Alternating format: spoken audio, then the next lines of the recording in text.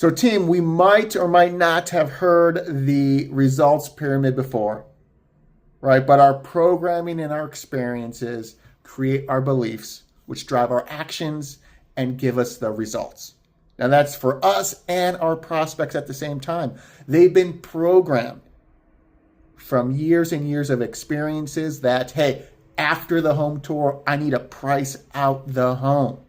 I just want to price out the home. I want to see what it looks like. Let's put it on paper. We can always add and remove things later. I just want to look at the price. Let's look at the price. Talk price, price, price. And it's easy to fall into that trap, right? We want to help them out. We feel like it's the next appropriate step. But before we do so, 4 questions we want to ask our prospects to make sure we're setting up the appropriate next step and not going down a rabbit hole of pricing out a home to then figure out how does it work financially for them. So number 1 question we should have asked long ago, hey, so it sounds like we've definitely decided to move and this is now an option. Right? Oh no, we're still thinking about it.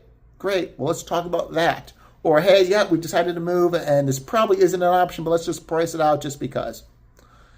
We can look at some rough numbers there. So again, have you definitely decided to move and is this the option? Follow-up question, if they say yes to that, number 2 is, okay, where do we rank amongst those options?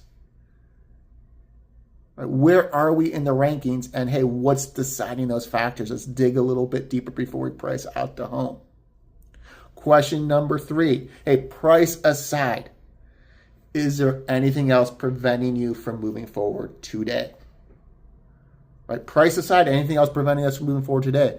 Oh, we have a home to sell.